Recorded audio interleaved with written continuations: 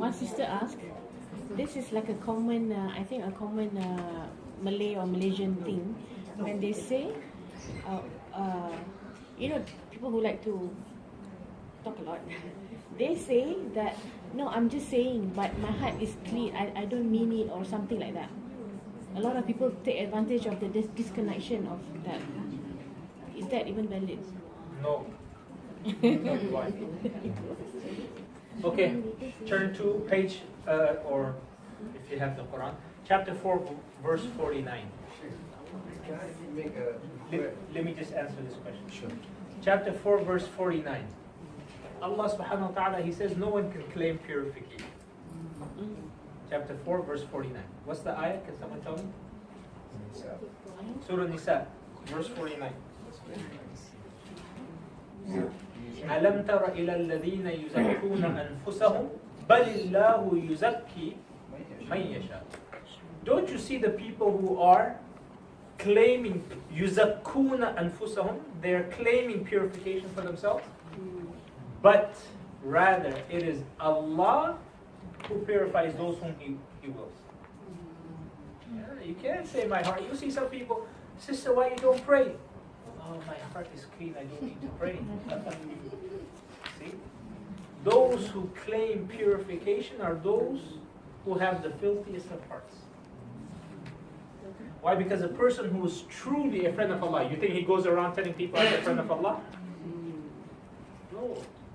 He thinks of himself that he needs to purify himself every day. Look at what some of the Sahaba used to say. They used to, let's look at what Umar radiallahu anhu. He's Ashara Mubashara, one of the 10 people promised Jannah in this world. You know what he said to Hudayfa? Hudayfa was the keeper of the secrets. And the Prophet ﷺ, before he passed away, he gave him the list of all the hypocrites. He gave him the list of all hypocrites. So, why? Because he knew, he said, these are the hypocrites, so be watchful and this and that. But he knew that he's not going to share it with anyone, so he told him, don't share it with anyone, because he knew he's not going to share it. He's the keeper of the secret. He was known as the keeper of the secrets. Every Sahabi had a particular quality. That was his quality, he was known for it. Umar said, he knew he ain't going to get a list of it. Yeah? So he said, I don't want the name of the list. I just want you to tell me if my name is on that list. Look at that. This is Umar when he was Khalifa. We think of Umar as what? Someone who's harsh, beating up people, chopping off people's heads. Oh, Umar, at night time, he used to cry. Fajr, once he was praying Fajr, and he came upon a few verses talking about Jahannam, he was repeating that, and he could not. He came upon in Surah Taha. He kept on saying it until he could not move on. He was choking on his own tears. That's Umar. During the time of jihad, Khalid bin Walid, what kind of people would he choose? Big tough? No. Those who used to wake up for tahajjud and cry. Men crying? That's a sign of men. Not being tough and buff and going and bench pressing 100 kg and doing this 10 times, 3 times and this. No.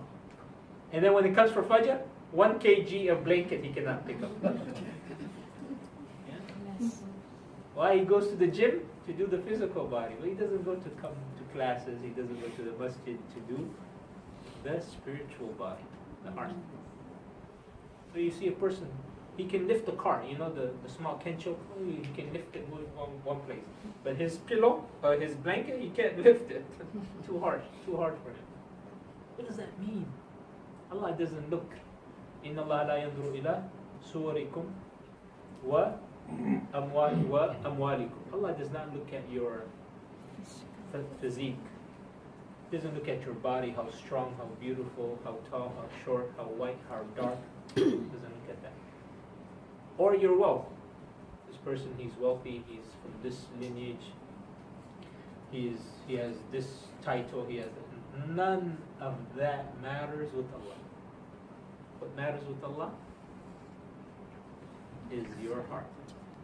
وَلَكِنْ يَنْظُرُ إِلَىٰ قُلُوبِكُمْ.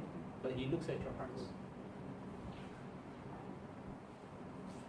That's all Allah. Allah looks. Am I in there? If the answer is no, you don't matter. If the answer is yes, the next thing is, am I the only one there? You cannot have. Okay, I'll give you an example that the woman can relate to. Why do women will not allow their husbands to marry a second? Why? Jealousy. Jealousy. Who has the most right to be jealous? Allah. He is ghayur. He has jealousy. You think He will allow someone else to be in your heart? Besides Him or with Him? The wife doesn't have, even though a million times the husband said, oh wallahi, I love you more. This one I'm just, decide to stay away from haram or to have more kids or whatever. Even if she knows. Aisha, she knew she was the most beloved. Yet she was jealous. And she would do a few things to the other wives. What about Allah? I just give you an example. Once Allah, He asked Yaqub alayhi salam, do you know why I separated you and your son Yusuf for 40 years? He said, because once you were praying and baby Yusuf he started to cry. Your attention in salah turned away from me to him, and that made me jealous, so I separated you two. 40 years. My prophet, not thinking of me even for 1 second in salah, to his kid, separated.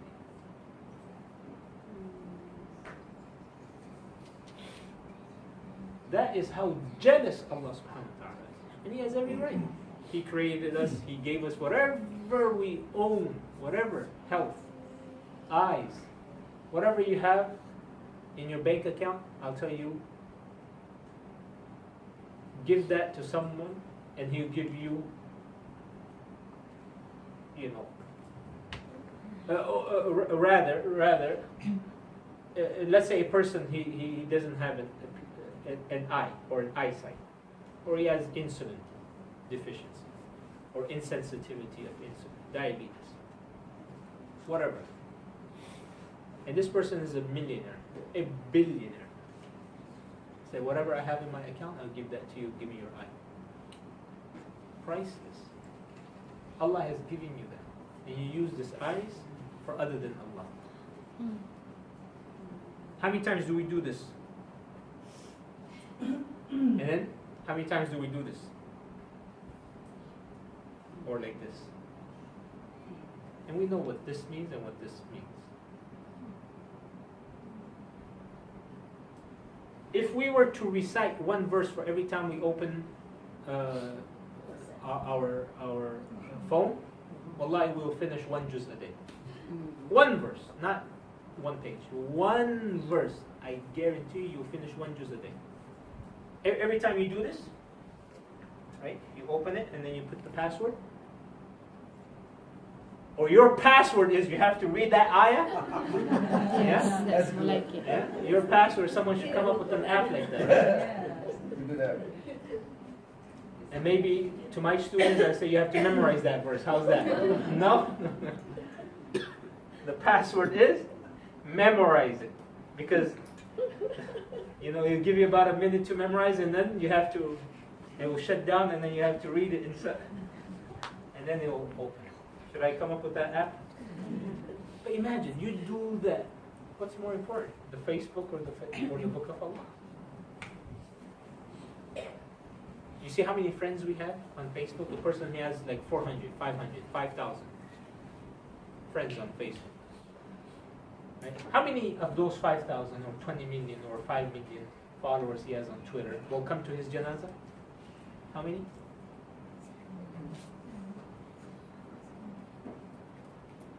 Facebook has an algorithm that any post you put, 7% of your friends will see it. Only 7%. Now with Allah and the angels, 100%. You post something, you complain to Allah, 100%. You die, who comes to your janazah? Wallahi, the angels become sad at the death of a believer. You know why? They say every time we used to be around this person reading Quran, sitting in halaqah of dhikr, doing righteous good deeds, visiting the poor, visiting the sick, doing these, we used to accompany him because that's how we get our satisfaction, our rizqi, our sustenance because of these things. Now he's dead. We used to compete with one another who's going to take his deeds. We used to look forward. That's why some of the Sahaba they used to have, the Prophet when he went to their janazah, he was tippy-toeing. They said, why are you walking like this? He said, there's no place for me to walk. There's so many angels. Like Sa'ad ibn Mu'adh. In Hadith Bukhari, the Prophet ﷺ said, the arsh of Allah, the throne of Allah shook when he died. That's Sa'ad bin Mu'adh. The throne of Allah shook when Sa'ad bin Mu'adh died. We want to reach that level. Who do we look at? Let's write down one or two. Who are the people we look up to? Write them down. And then the next question is, do they have a position with Allah? Are they significant with Allah? If yes, okay, alhamdulillah. If not, okay.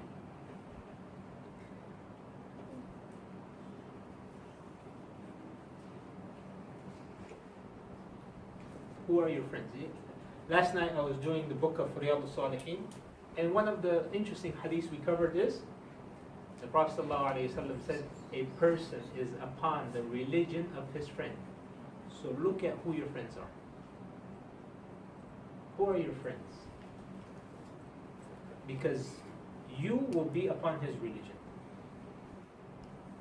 You think, no, I don't drink, but my friends, they drink. I just sit and I say, Wallahi, one day you will drink. Because only for so long you can stay away from it. After a while, even if you never drink, the smell of the drink will come on your clothes, right? That's the example the Prophet ﷺ gave between good company and bad company. He said the good company is like a perfume seller. You never buy it. What happens? You come out of that shop, you smell good. Even if you don't buy it. So even if you don't buy any of this stuff that I'm saying, and you never memorize any of the du'as or anything, alhamdulillah, you'll walk out of this smelling good. And the bad company is like the ironsmith. Yeah? Yeah, the ironsmith, the one who... Or, it's also called an ironsmith, right?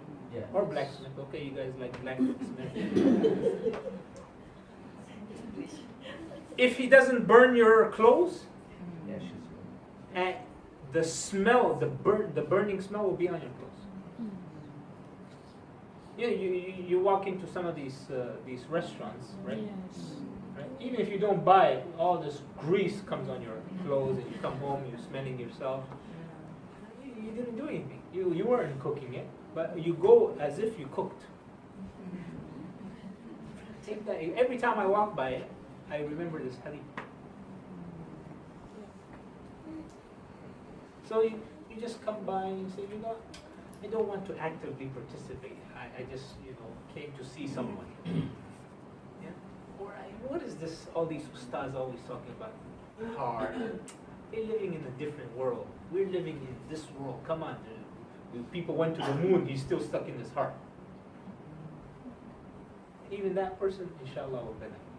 Because in the hadith, the famous hadith that you guys all know, that these majalis, majalis is the plural. I'm teaching my Arabic students. The Arabic words have their own plural words, yeah? So like masjid, the plural of masjid is not masjids. It's masajid. So a lot of the students, they will say, yeah, I went to 10 masjids. No, you will say 10 masajid. Right? So majlis is not majlises, is majalis. So we know these types of gatherings are visited by the angels, and they go to Allah, and Allah has that conversation. Where did you come from? Why? What? At the end of it, maybe we don't know it. Allah, they say, oh Allah, there was one person just passing through or sitting there other than your religion. He said, even then I forgive. Even that individual. That's how much barakah this majlis has.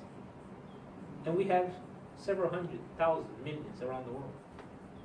And the angels, they feed off of it. So the more you attend, anywhere, everywhere, you seek knowledge, purify your hearts, you'll find yourself. A verse talking about Allah, Jannah, Jahannam, you'll find your heart being soft for it, ready to